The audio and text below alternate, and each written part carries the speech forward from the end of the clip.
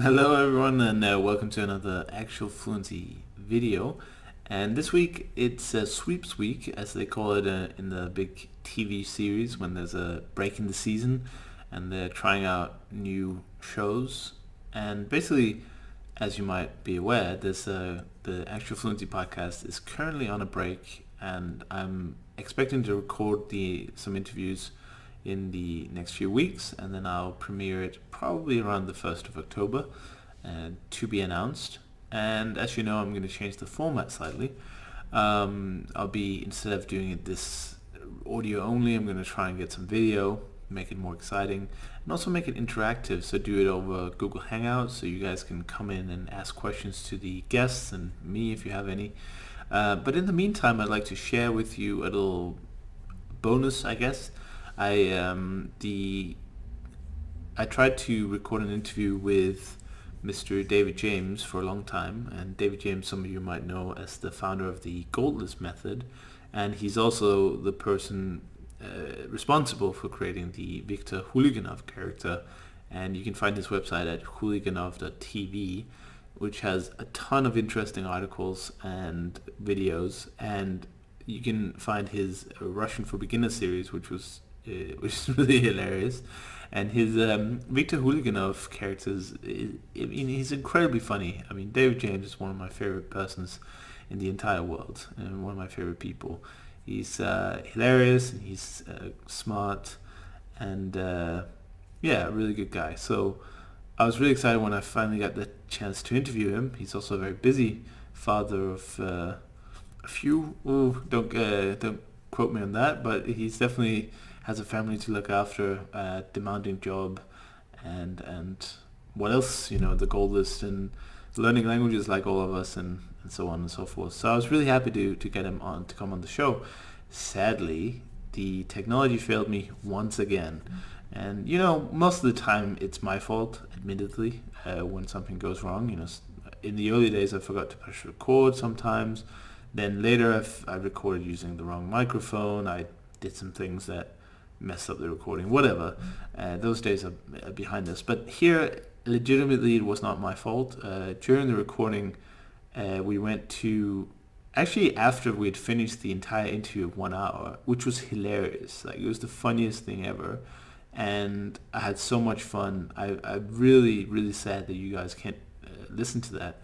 But basically what happened was we were finishing up and David was like, oh yeah, let's turn on the webcams just to, you know, catch up face to face. There's no point in having the webcam on when you're recording the actual video, because the actual audio that's needed for the show, because sometimes it takes away bandwidth that reduces the quality. So you don't want to do that for an audio show. So as soon as we turn on the video, my computer just crashed, and there had just been a Skype update, and I highly suspect that's what happened. And the recording program, which had been recording the entire conversation, only managed to record about 10 minutes. So the bad news is the entire 60 minutes is lost, which was hilarious. And, you know, the fact that it's lost is not hilarious, but I had so much fun recording it, and I'm really gutted. Like, it hurts me to say that it's just gone. And you know, the good news is that I do have 10 minutes of it, the first 10 minutes, and I'm going to show those 10 minutes to you today. And there's no video, but I hope you enjoy it anyway. And it's going to be a little bit abrupt. There's no, you know, formal introduction or anything, but I hope you enjoy 10 minutes with Viktor Huliganov, aka David James. And you know, let me hear in the comments what you think. So thank you for watching, and see you for the season premiere of the Actual Fluency Podcast, Season 3, very soon. Announcement to follow. Very good. Very good. Very good. You hear me? So, yeah, I can hear you perfectly. Perfect. It is absolute perfect hearing. All right. How you do? Very good, Victor. And how are you doing? I'm doing like, like only the accountant can do. Yeah, so. Yes. I guess. Okay, cool. So what's new?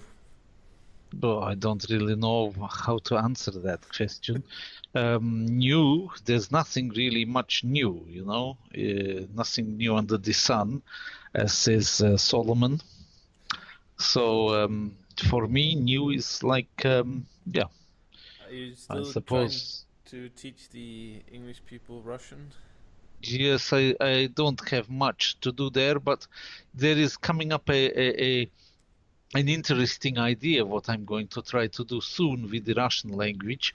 I actually have found a book which is out of print, which was also made in time of Soviet Union, very good for Russian. It have like cartoons in it of Russian expressions, like proverbs and what have you. Ah, So little pictures in as well, what are done very funny. And if I can find a way to like present this as obviously as a video material, I think people will get quite a lot of laugh from it. But also the problem is I don't think there's a problem with copyright because never was made against this book.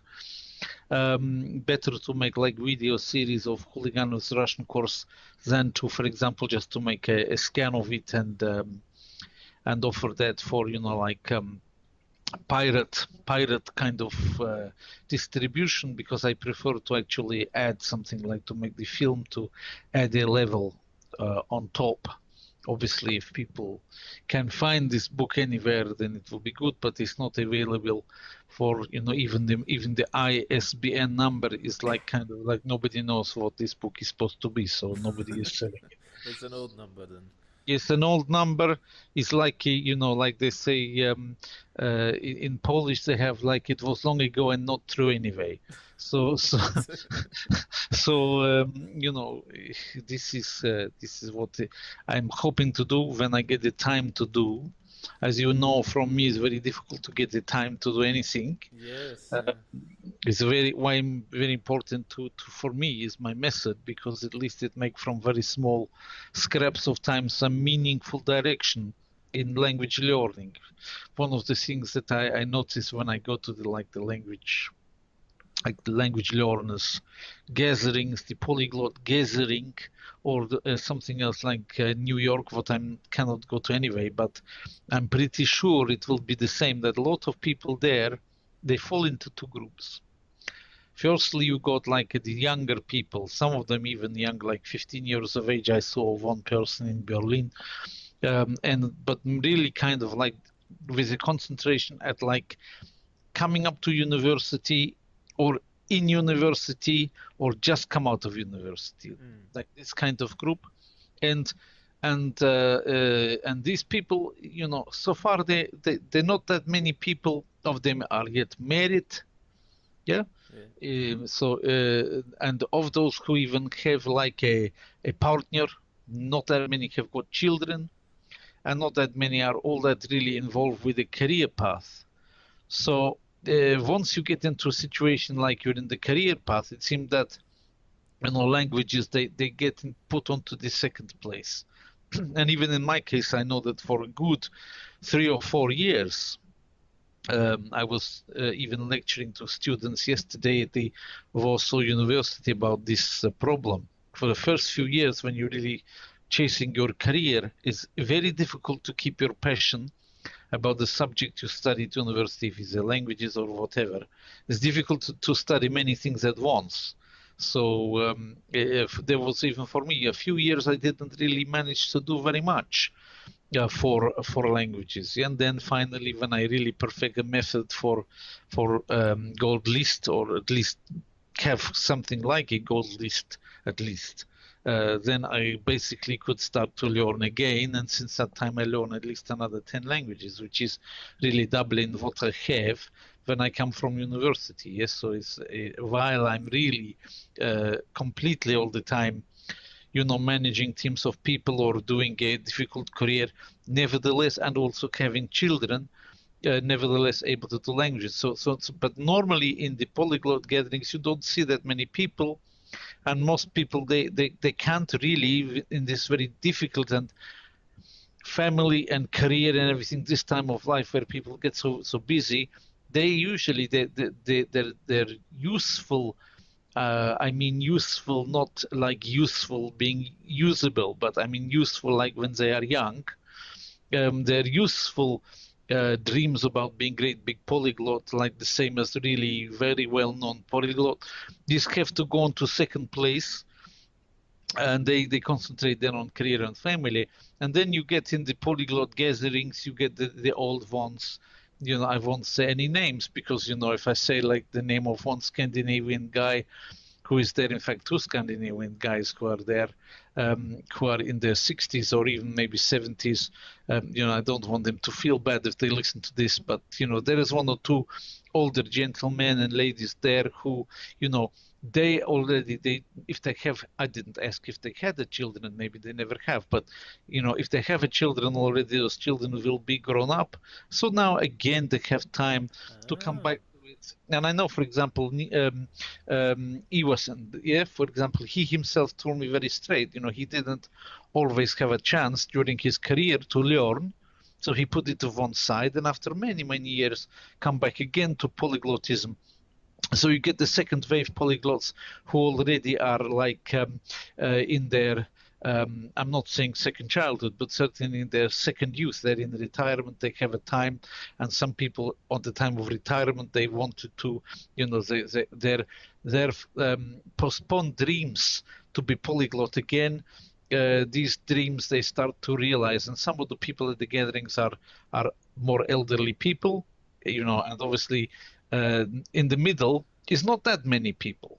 Between the old group and the young group is not that many. So is also in my case, I have this problem always of time. Even you and I, we try even for months to get together for this call. I'm sorry about that. Did it keep you waiting so a long time? No problem. But it is so that usually I really have a lot to do, but every week I'm able to do maybe say 4 or 5 hours put together from like small 20 to 30 minute bits, and this produce enough time to really push forward with the languages because of the goldness. Also, when I'm listening on the audio only, this is when I'm having a walk. At the moment, what I do is Pimsleur Farsi. So I'm on the walk with like even like I have now like a headset on. You cannot see me because we are just using like the audio only bit of Skype, but I'm wearing the headset, and so when I'm walking to work or whatever, I'm walking with a headset on the head, and this sometimes I listen to some like a linguistic material, like a audiobook playing in different language, or even if I'm learning, maybe a Pimsleur, because as many is like the 30, 40 different languages available in Pimsleur. Of course, Michel Thomas, I should say, is a little bit superior to start with than Pimsleur. Yeah? Pimsleur, I would always put, even this was in one discussion on the internet today, what would you do first, Pimsleur or Michel Thomas? Well, I will usually start with Michel Thomas method, or the Paul Noble, which is similar, then do the Pimsleur. But of course, you've got 16 languages. Yep, for Michel Thomas, I think maybe even less, and then you got on top, you got about 16 more for Pimsleur. So you got double the chance to get your language, what you want to learn, on Pimsleur than if you are doing the Michel Thomas. So, exactly. So what I would don't. be talking about the young ones again? What would be Victor's top few tips for these young guys who probably have a lot of time on their hands right now, but coming into probably later university and maybe their first real job and a career, as you said? What would be some tips that they can take with them? Well, I think that it's good if you can choose a job where you really learn a lot about the world and where you have the opportunity to travel, because then you also have a motivation to continue to learn the language.